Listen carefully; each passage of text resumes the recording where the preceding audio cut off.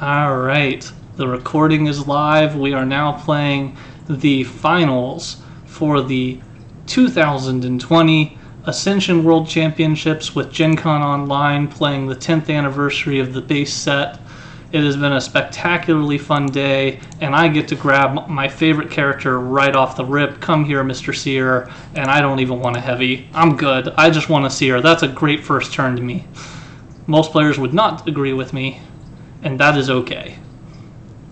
Or those that would agree with me have seen how influential a good Seer of the Forked Path can be on the gameplay. I will take a Mystic and move on to the next round. Nothing overly exciting in my deck, but some overly exciting options here. Here I have to debate between the Snapdragon and the Flytrap. The Flytrap's going to get me consistent points every time I draw it. I don't have any real deck cycling yet, and I've got 3 expensive cards with Master Dartha, Landtalker, Flytrap.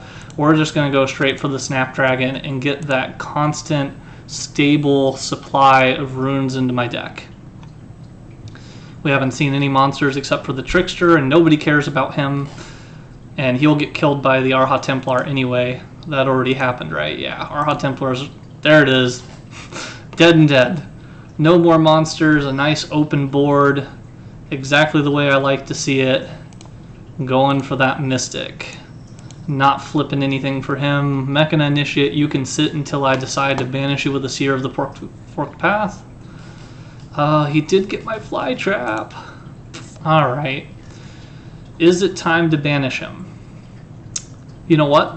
This might surprise people as well, but I think this center row favors my deck a lot more than his Arha Templar and his heavy infantry. I think I don't want it to change dramatically right now. I would rather just stick a little more into my ability to build a deck, have an arc, and then move on from there.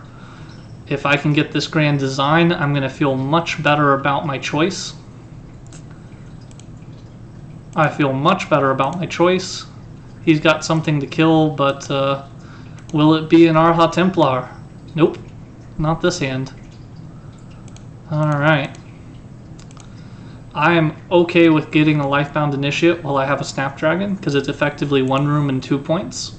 It's not overly exciting, but it's not under exciting either. I still have a lot of runes for Mechana. Kind of fishing for that Mechana pool. Do I want more buying power in my deck? Because this is all going to hit the fan in a different direction soon. I don't think I need anything for my deck to survive. I can just pass, do nothing, miss out on 1 honor now, but all the exciting things I'm about to buy and stick in my deck get to stay in my deck. Which, unless a Mechana construct flips, I would rather have 1 guaranteed rune with the Snapdragon than the 2 conditional runes on the grand design. I'll get it back here in a minute. Won't take me very long. I don't have a power deck, so let's get rid of the one that threatens my constructs. And then with 7, and a Landtalker and a Master Dartha, there's no bad choice on Cetra here. That Arha Templar actually is either going to do super work with these Corrosive Widows, or it's going to quickly become not that great. I have 5 runes before I use my draw, and there's nothing I want for that, so I'm going to use my draw, get to the 6th rune, and I'll go ahead and take a Landtalker for later. I do need to transition into power. If I keep running my deck like I am right now, I'll be doing that whole Yu-Gi-Oh thing, heart of the cards, come on, flip me Mechana, and then I'll get a Hadron Cannon and everything will be fine. But you can't really rely on that. I would much rather do this. Oh, he took away my 1 rune for Master Dartha. That's fine, Cetra will pick it up. I will pick up some heavy infantries. I gotta get the killing power. It has to be a thing in my deck. I'm still going to get Master Dartha first if he can't find a way to banish it. And there's no Mephit, there's no mistake of creation. I have the Seer of the Forked Path. Ooh, Voidthirster. That's real good for what his deck's doing, because right now he's bashing me upside the head on I'm gaining points, I'm gaining points, I'm gaining points, and you're sitting there. But I'm building a deck. This is a Jesse deck right now. I've passed on some fluff, even though it was decent fluff. I'm just trying to make a nice, efficient engine that can run and can transition into the thing it needs to do. This mid-game transition is critical.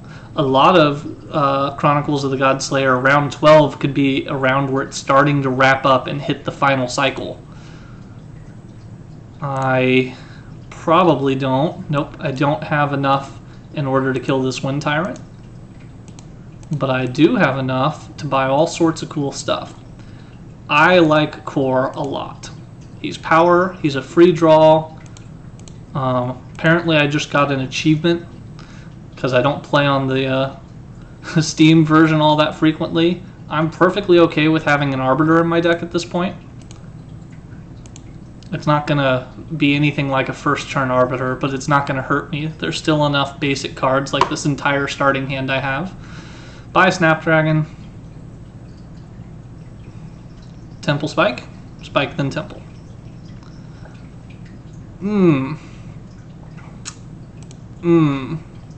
So exciting.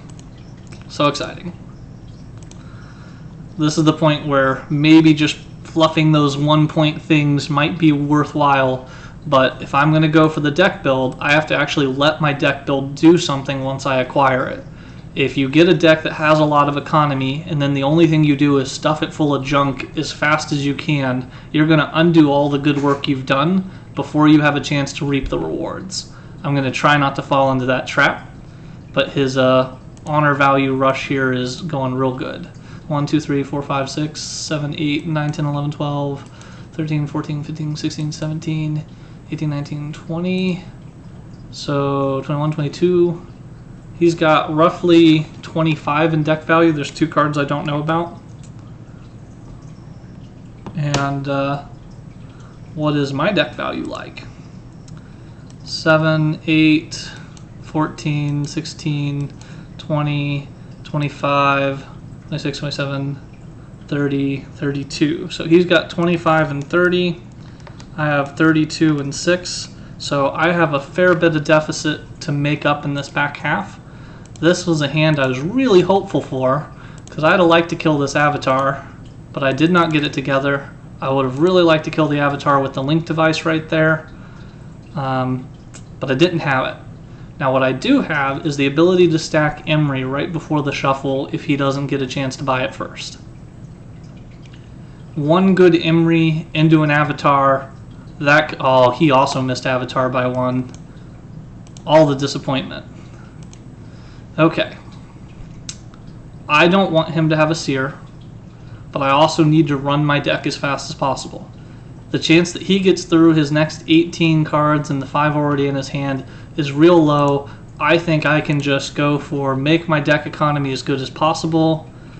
And thanks to Cetra and Arha Initiate, I'm looking at an Avatar Hadron Link device combo. If it's still there. He doesn't have a Seer. He doesn't have a Druids of the Stone Circle to stack it and then draw it. But there's every possibility that he buys something in a Mephit or a Mistake of Creation flips, and I am just on the edge of my seat. That's not it. It's no Mephit, no Mistake of Creation. Still okay. He's got 3 cards left. If he's got power, like I think he has an Arha Templar in there as his last card. No, it's just another Mystic. Well, then he can't possibly get rid of my combo. Alright, now I have to play the combo in the right order. And I could do the Heart of the Cards and stack the Fly Trap and hope that I still naturally draw power. I need this. I absolutely need this. So my Cetra is, ooh, will I do it with a Mechana Initiate? I only need 1 power. Now I'll do it with a heavy. Alright, there's my draw. Power, power, power, Avatar. Hadron Link device. And I'll pick up the Mechana Initiate, which is why I didn't stack him before. He was a guaranteed point for me. It would be fun to give him his moment of glory. But the fact that he goes second, I am quite certain I'm going down in round 1.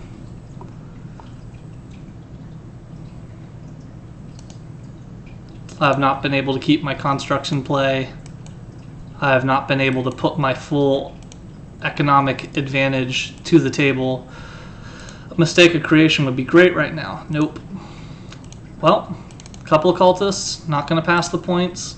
Sometimes at this stage you try not to let the honor pool end, hoping for another big turn, but a lot of my big cards are already in here. My Cetra, my Emery, my Land Talker.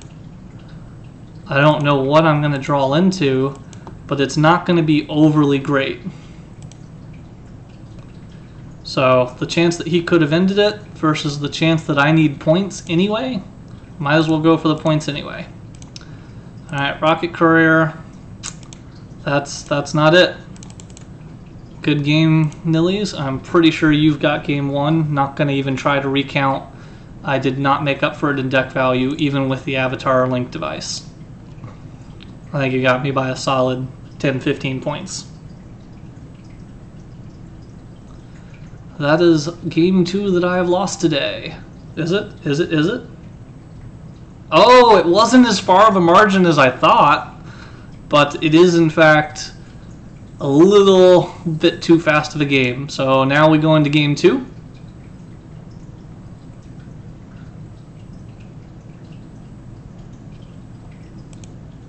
I get to go first again, which is interesting because I've noticed, oh, you gotta be kidding me. I go first, there's an Arbiter, and I can't afford it. I've noticed a strong trend today. Unless Arbiter was purchased, the second player has won almost every game that I've streamed today. And there was one time where first player had an Arbiter, that was James earlier, and I still beat it. Well,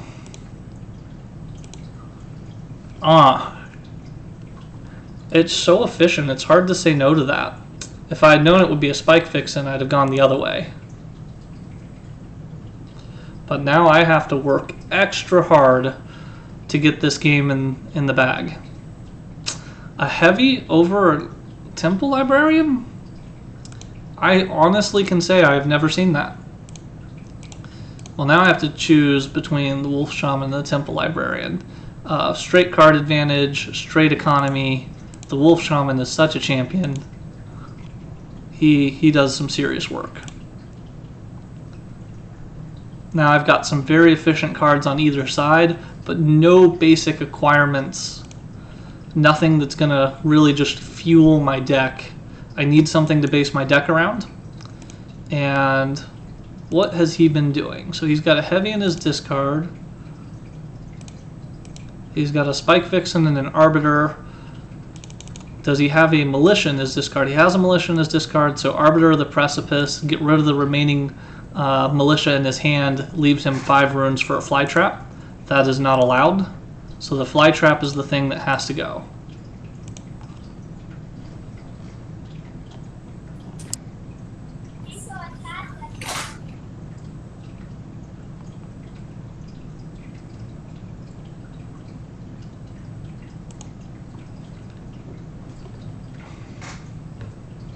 Bye-bye Militia, or are you going to get rid of an Apprentice and buy the Yggdrasil on exact change? I'm pretty sure he's going to have a 5-1 split he's looking at in that hand. Yep. I actually had a heavy infantry in there too. I thought his only heavy was in his discard. I guess he had another. Still, could have done it.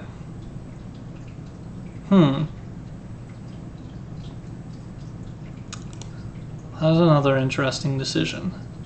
He's got some power. I've got some power. I have a construct that matters. He has a construct that matters. All of my power is coming up, so that Corrosive Widow works best in my favor. I think I need to get on board with the Big Arc, and this can so easily become one of these huge things. And I don't have that particular in the bag feeling for it, so I'm going to get rid of it.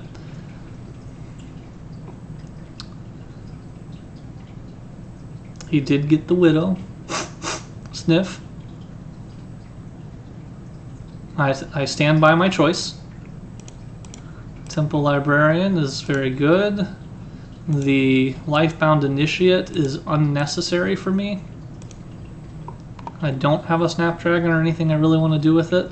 He's almost certainly going to have a Mephit kill. So now he gets to take a choice about what does he not want to see out here.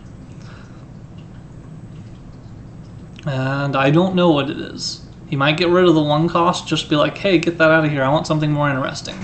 He might be, oh, he hasn't drawn this Demon Slayer, because it was the last card in my deck before the shuffle.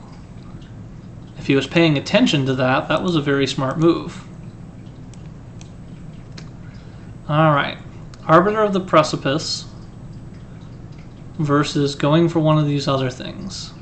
I think Emery 1 with the Void scares me a lot.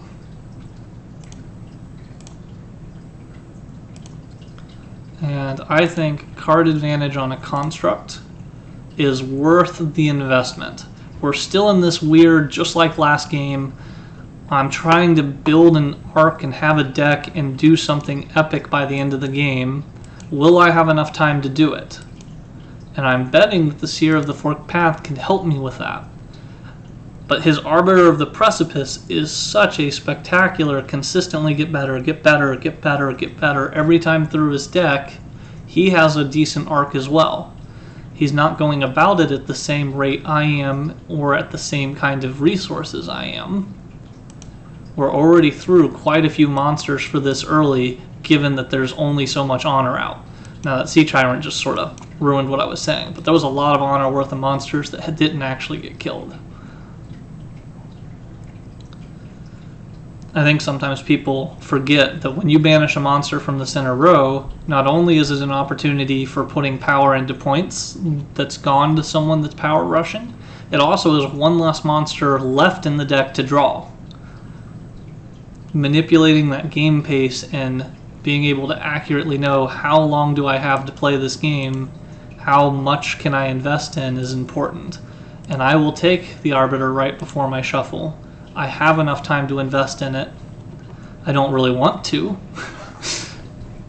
I will be honest, I want a Hadron or a Cetra by now.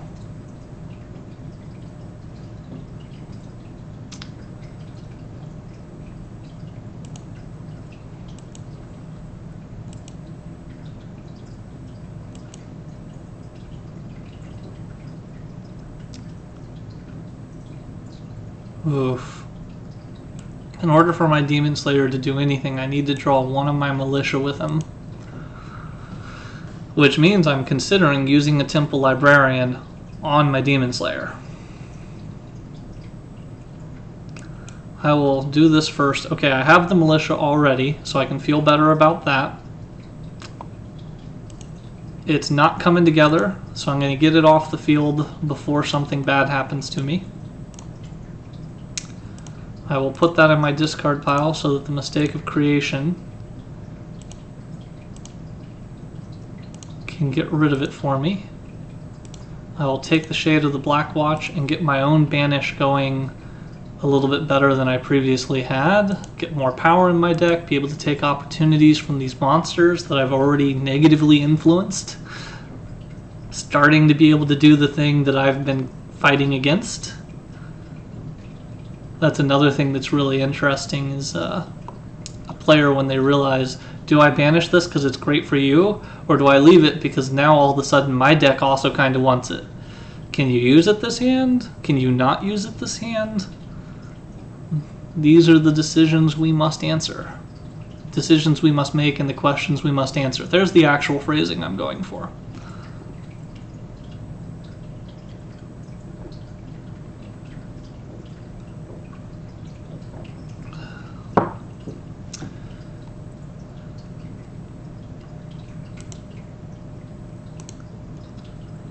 Alright, this will let me draw the rest of my deck between this and the Arbiter, and then I get to decide, and almost certainly I'm getting rid of the Militia because everything else is buying power. One Militia is not doing anything. But I have another very interesting choice here. Cetra is good and all. I have quite a few draws in my hand. I could probably make use of it. That Tablet of Time's Dawn is just calling to me saying, hey, this is where you do your cool thing. This is where you get it. This is how you fight that Arbiter. I gotta go for Cetra. I gotta play a little bit conservative. There are days where I will try to be fancier and special. He'll go for Tablet though. Absolutely. Okay. Color me surprised. Absolutely surprised. I thought it was the scariest thing ever. And I will take it and forgo my Shade of the Blackwalk Banish. I will get rid of the Sea Tyrant, get some points, protect my stuff, keep going forward.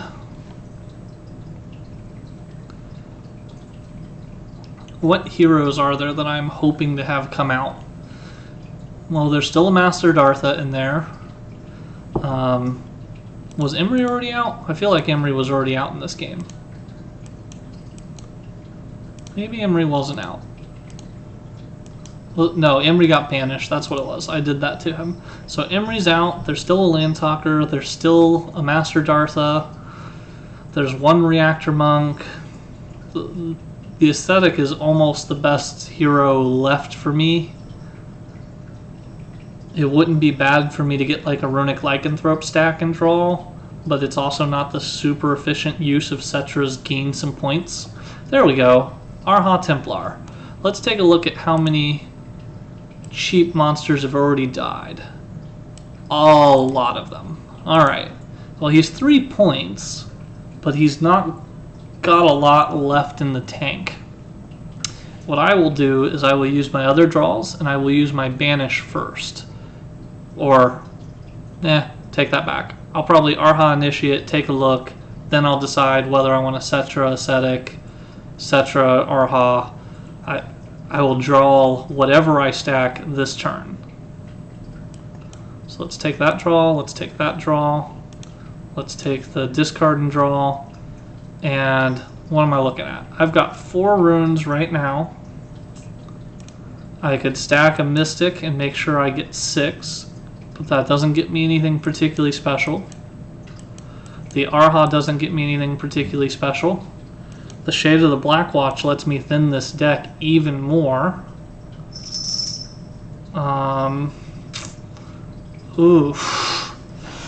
Decisions. The free 3 points is quite solid, but I think what I'm going to do is I'm going to put the Shade on top. I am going to buy the Arha Templar. I am going to get rid of whatever scares me the most. And even though I have good odds of getting this, it's one of the things that can make this game go the other direction. So let's just not mess with it. The Militia in my hand is not very useful. There are no monsters right now. So let's go ahead and just sacrifice him to the Fallen. He did his thing. He will be remembered well. He will be like our friend the Cultist. He will be a plushie. I want a Militia plushie now. I want to be able to just punch that Militia for all the times he's messed me up. Oh, he didn't manage to get it.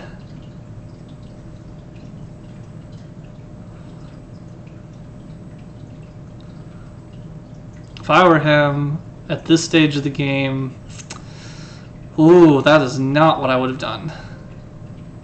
Alright, I'm going to use a couple of my draws. That's what I was fishing for. Hello, Master Dartha. Welcome to the party. Get rid of an apprentice. Hello, Master Dartha. Welcome to the party. Hello, apprentice. Welcome to the party. Hello, deck. Hello, deck. Hello, deck. Do I want to start getting these constructs? Or do I want to start stuffing these 1 costs in? My deck has a few times I can cycle it through still. I have time to work with this.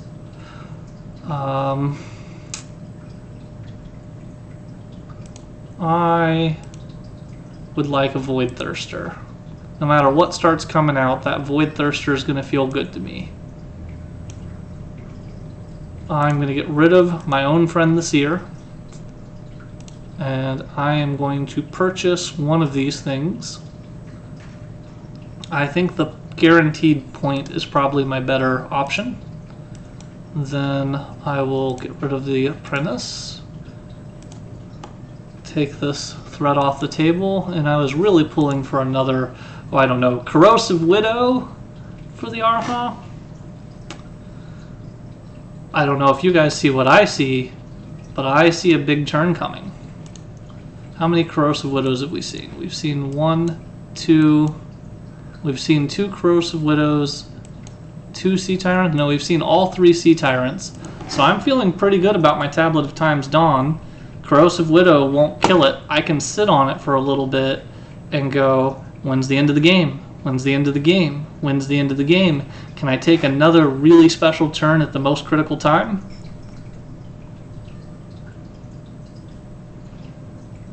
I just need to not get shocked by the game ending and I have never used it as the first player. What do you think in chat? Have I done a good job of trying to deal with that first turn Arbiter that he got and the very little I had except for my Seer working overtime trying to manipulate the game for me? Am I making a good show of this? You're probably over there saying, I don't know. Finish it out and see if you win. We'll figure out how good of a show it was when we know how it ends. Ah, good.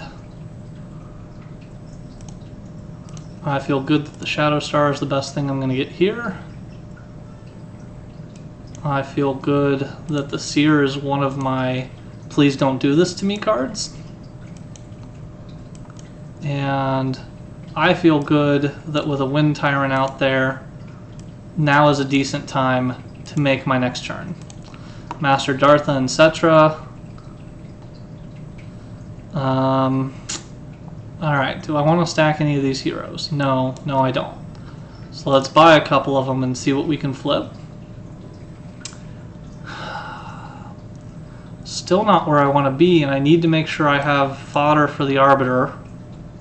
There we go. That'll help.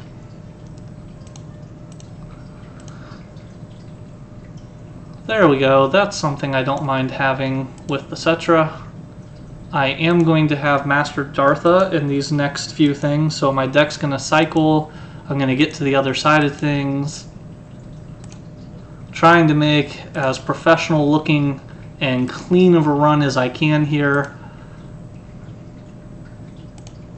We all want to pretend that we're good at this game. I want people to actually think I'm not full of it. Well, 1 cost. Ooh, a Watchmaker's Altar. Don't mind if I do. What scares me out here? This is good efficiency. I don't think the Shade is my friend right now. I do want my Watchmaker's Altar straight into play. And I want as many of these 1-cost things as I can afford. There's every possibility that it's going to cascade to an ending very quickly. Remember when I said round 12 was getting to a point where we could end in that last game? Round 14, and we're quickly seeing cascade, cascade, cascade. Oh, it's over.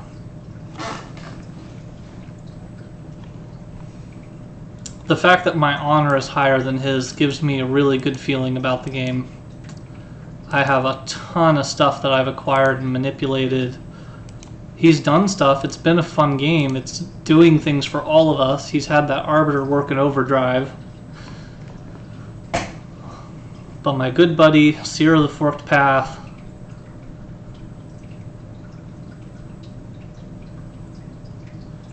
I've also done, I don't remember if I did it in this game, but forfeiting buys.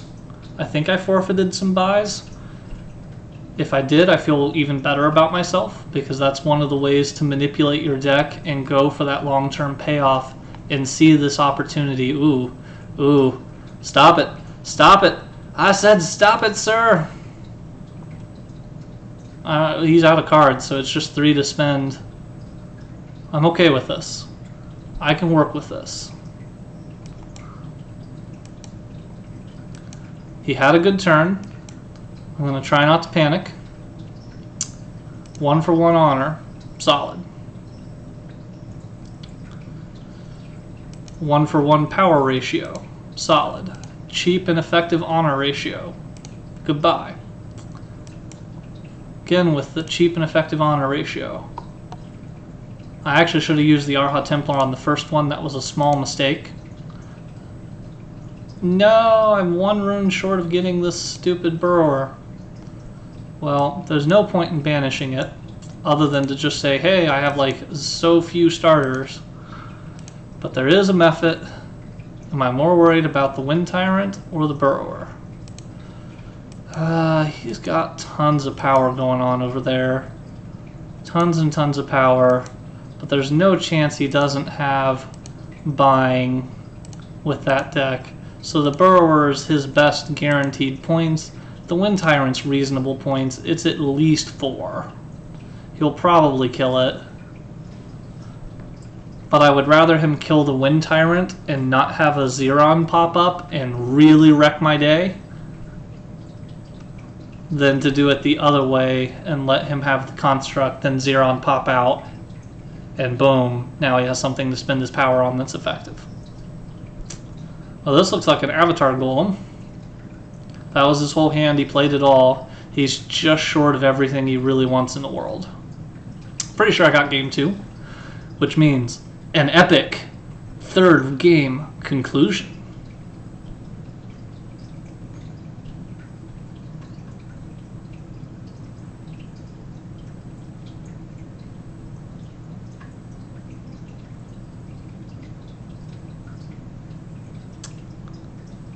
I think he's counting it up and trying to see what to do about it, or I believe he said he was streaming as well. So there's every possibility that he's just talking through what's happened and how it looks. Interesting buy. Since the Mech and Initiate came out, he's going to get the same honor ratio, but he got to flip 1 extra card. I'd have just started with the Avatar Golem and hoped that I flipped the other way. But game 2 is mine. Finals for the finals. Dun dun dun dun dun dun dun dun dun dun dun. Alright, I am first again, but we get to trade arbiters. So help me, if he has a 3-2 split, he should scream at the top of his lungs for the next 10 minutes. 3-2 split? No, he has the 5 split. He needs to take the Arbiter. You can't let me have 2 Arbiters. I know how to run that deck. It's actually not an easy deck to run effectively. I know how to do that one. If he lets me have it, I'll explain what I mean by that. He did not take it away from me. I am surprised. Okay, so here's the trick to running a 2 Arbiter deck right off the rip. You need to make sure that you have actual economy in your deck. There might be some cards out there that are awesome. Like I love this Shadow Star. But if I buy the Shadow Star right now, I'm still not getting any deck economy.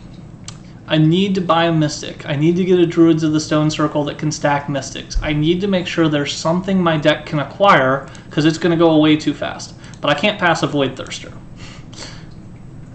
I would pass the Shadow Star this one time just because I'm going to cycle so fast, so absolutely astronomically quickly.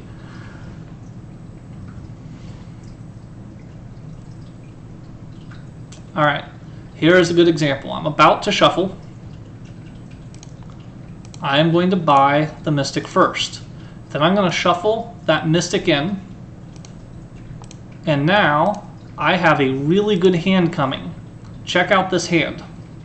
Now I can actually do something with my deck and keep this build and this deconstruct going at an astronomical pace. This is why most players would never leave me a second Arbiter. I think maybe he decided that he's seen people mess up this type of deck and wanted to see if he could get me to mess up. It is really easy to mess up this deck. Like, really easy. If you burn too fast and don't accomplish anything, you leave yourself with nothing to play. You play it all, and nothing happens. You have to actually get economy. You have to have an actual arc to the build. You try to stay right around that 10-card deck. That is the ideal thing to do. At this point, I need to start capitalizing on what I've invested in, which was the ability to use this power. Do I need more Mystics? I think most of the cards I want are in the 5 and 6 cost range. I don't need more Mystics. So I can capitalize on my Void Thirster. I can banish everything. Everything can go well. Oh, if your stream quality ever goes down, Himka, just reload Twitch. For whatever reason, it does that to me occasionally while I'm watching, and then it comes back if I reload it. I lose the chat history. But most of the time when I've asked, hey, did the stream just go really junky? Nah, it was just me. All right, more banish.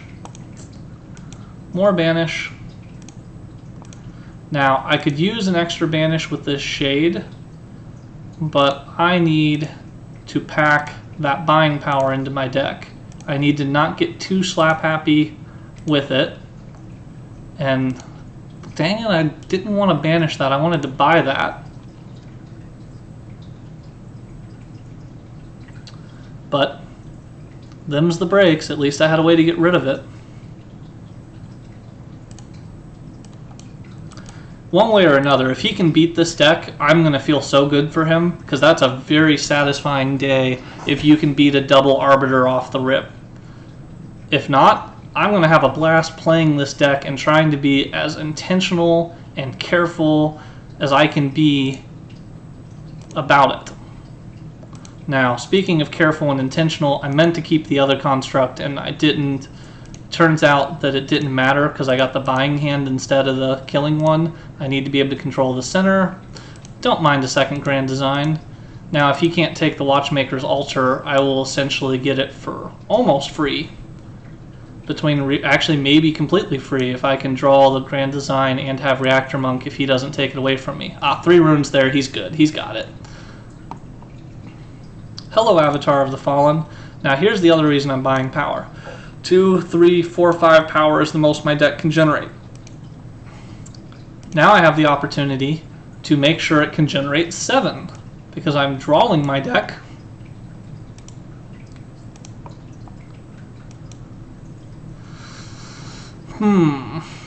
Which way do I make sure that it can do this? And which thing do I take away from him? Well, I need to have another heavy infantry or a Druids of the Stone Circle, but I can't afford that. The Fly Trap is crazy good if I get my hands on it. Void Thirster, heavy, not getting rid of a Reactor Monk, get rid of this Corrosive. Hey look, Rocket Courier, free! And then I want the heavy. I am going for that Avatar of the Fallen on this hand, right here. This is the hand I want the Avatar of the Fallen kill. It's why I went for the heavy infantry over a Fly Trap in the first place, which he thankfully got that away from me. I mean, I don't know that over the Fly Trap is quite the right word that I should be using there, but you get my point. I'm getting my economy down to the bare bones here. And this is what I was also sort of afraid of. So now I have a choice. Which card do I get rid of? But if I get rid of the power, I can't use the Avatar. So power, power, power. And I need to get economy out of this buy. I need my deck to be able to continue interacting with the game. Now my deck can interact with the game. I'll buy that as something to banish with my Arbiters of the Precipice. Having these little one-cost things, they're really the only way you can keep using Arbiter. If I draw an Arbiter with my first Arbiter, I'm banishing it.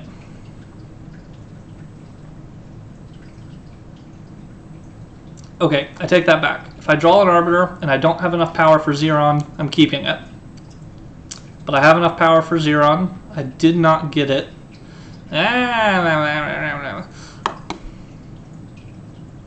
I don't want to banish the Seer. I don't want to. But the Seer will draw me an Arbiter or an Arha or 1, 2. I need all of the power that my deck can generate to kill the Duke of Lies. And my deck is way too good to risk the Duke of Lies going to someone else. So, I'm sorry, Seer. You've done your job. You've been a champion all day for me. I have to protect myself. It just needs to happen. Now, I either go for Staff or Druid. Staff, I get things in play and keep them in play. Mystic.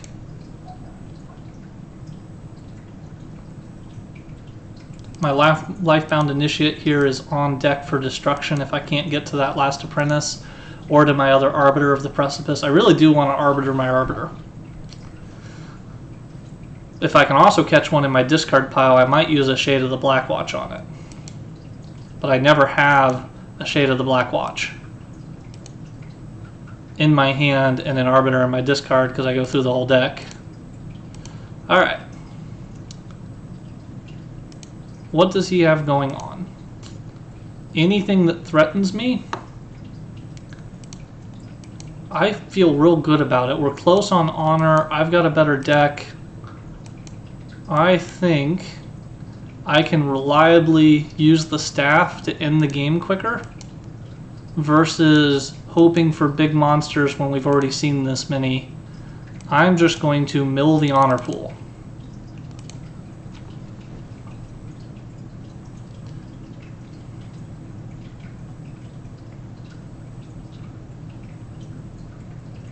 And he's helping me mill the honor pool because it's the only way he stays in contention. Ooh, big hand of power. Not the right time for it. Alrighty. Well, I can get 3 points by buying this way, or I can keep it starved.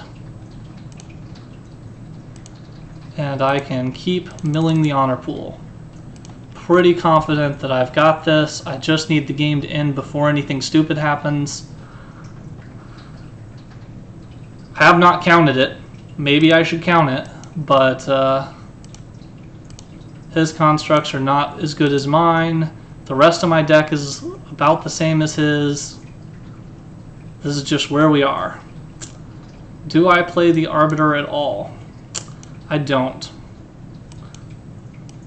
I keep it frozen, I keep it alive, and I pass my turn rather than banish something good.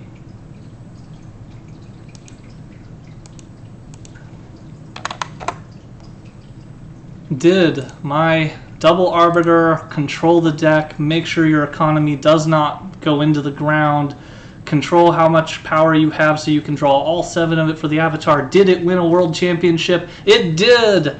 Turtler 7 has finally not got second. There it is. That was a good game. He kept that close. For that start, I expected a totally different sort of ending arc here, and I think it is now time to jump into the game room and hear the shouting and the cheering. Hello. Good job, Turtle. Congrats, man. Thank you. Congratulations. Turtler. Yeah, congratulations over there, buddy. Thank you You're very the much. turtle. You played some great games. Yeah, those were great. It was really fun to watch and get to kind of commentate here and see the back and forth and how all 3 games had a very different flow to them, which was really fun to watch.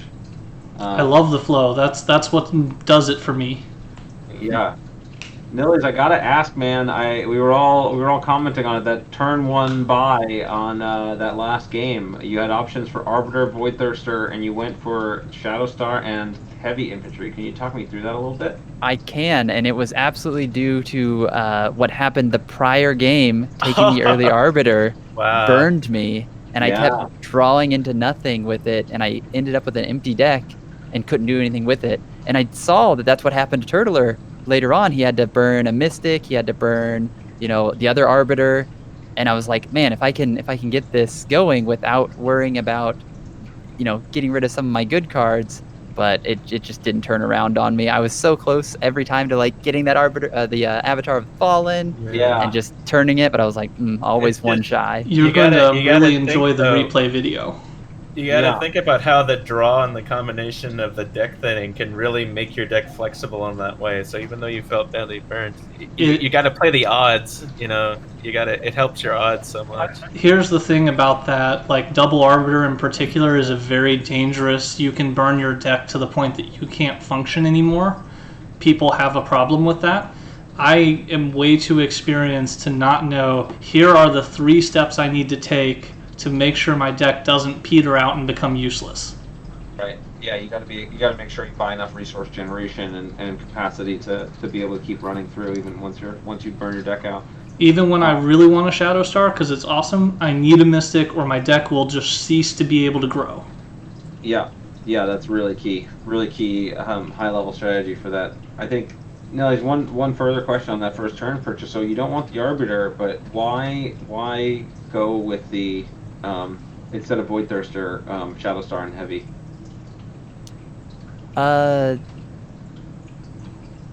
It's the same thing. I knew that the draw the next turn it would be stronger, and I expected, on turn 3 when I would draw the Void Thirster and the Heavy, or my expectation of the Void Thirster and the Heavy, is that it would turn around and do more for the long game than the Void Thirster itself going through. So it's just I was trying to go for that short-term turnaround rather than the long-term game plan. More power quickly is more important than that longer-term extra points for killing monsters. That's what I was leaning into because it still didn't get to me. I was like, okay, I see how it's gonna be. Game. It was also the prior game 2.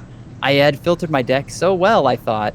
I think I was down to like 4 Apprentice, 5 Apprentice, and I would still draw 1 to 2 of them in every hand. And I was just like, there is no way. Like, I could have closed this game out 3 turns ago if I would just stop stacking the Apprentice and messing up my hand. Would you like a suggestion for that? You should go for it, yeah. So here's the coolest thing that it took me a long time to learn, and I've had the most fun doing it. When you've got that weird thing where you've got draw and banish and your deck is flowing, but you keep getting your trash, anytime you have a draw card in your hand and it's going to shuffle your discard pile and you need to draw a new card, ask yourself, what's in the center that's not going to go to my discard pile if I shuffle now?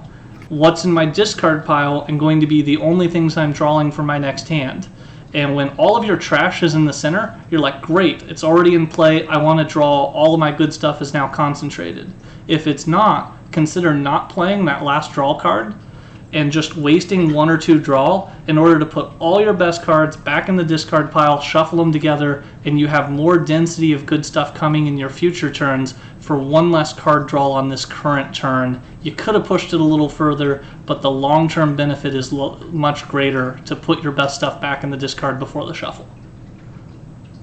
I can think about that. That's definitely something to keep an eye on. Having that deck become more efficient is definitely key. I think there was some really interesting turns. That second game, I did think you were going to win that one, Nillies, especially early on. We were talking about it, and I think that I think after Turtler was able to get the All-Seeing Eye and then his own Arbiter, that would push his deck to be the higher kind of long-term play deck, which I didn't think was going to be the case. Ended up being a pretty big turning point. And the honor pool just stopped bleeding.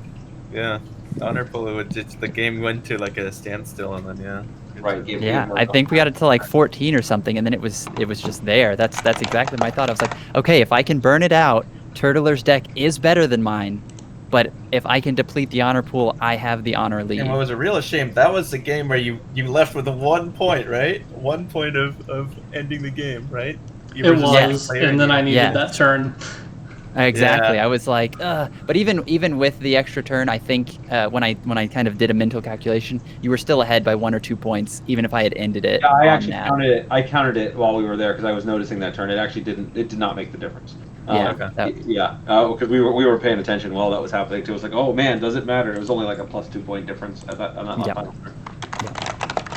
Fascinating, guys. Really fun to watch. Honestly, for me, I wish I could be shaking your hands because it's sort of been that tradition. We've had the World Championships at Gen Con every year, 9 years running, and we've had now it has to be remote, but the upside is that we've had to have so many more people that could participate that couldn't participate before, so many people that got to watch. I love that you guys were both available and streaming so people could watch both perspectives. They can rewatch what's going on. We never really had our tech together enough on site at Gen Con to be able to pull that off. So the internet's unreliable there. Yeah, it's tough. The best we've been able to do is record it and post it later. We had, and I remember we also had the when we had the Parker brothers face-off match after they both were world champions that we were able to film. But this was great, and I think it really is. In many ways, while I wish we could be there in person, it's great to be able to share this with the world, and we'll be resharing it, of course, through all of our channels and everything. So great games, lots of really fun play, and going back to Classic Ascension, just for me was a real treat to be able to watch you guys really master that and play it here. So congratulations to you both, and thank you both. Thanks, Justin. Thanks so much. Yeah. And thanks for making great games. We very much enjoy that. Well, we'll keep it up as long as you guys keep playing. We'll keep making them. So yeah, I mean, this tournament just reinvests in the games. I mean, all of this is going immediately back to buying more Ascension expansions. So you guys got more credit now. You can go buy more stuff. And yeah, tomorrow, for anybody that's listening and watching on the stream, remember tomorrow is the Ascension Tactics Championship that you can play by downloading the free workshop app on Tabletop Simulator. And that one is going to be fun too. We're also going to be streaming it here. I think we'll be able to do I'll be able to jump into the game and do some more fun commentary. And it's really that next level of Ascension strategy combined with the tactical miniature strategy. So are you guys both going to be playing in the event tomorrow? I will. Okay, at least is the challenge available right now to sign up on, or you have to sign up through Gen Con. There's a link. I'm sure we can reshare it in the Discord. Here, I'll post it. Yeah, because I got the badge and I already paid for the admission, but I'm not sure about challenge. I know you have to sign up there. I think I don't know all the details on that. So you need to have your challenge ID. So that way you can send it to Glover, and he can make sure you get your invite to it with the organization there. Gotcha. And then he'll make sure it goes out. He'll probably do a big wave of them tonight for everyone that's already in and ready and has everything set up. And then tomorrow, right before the event, he'll be scrambling to get anyone that was a last-minute addition, make sure everything's smoothed out, good to go. Gotcha. Yeah, it's gonna be a 7 a.m. from West Coast here, so. Yeah, we're in the West Coast too.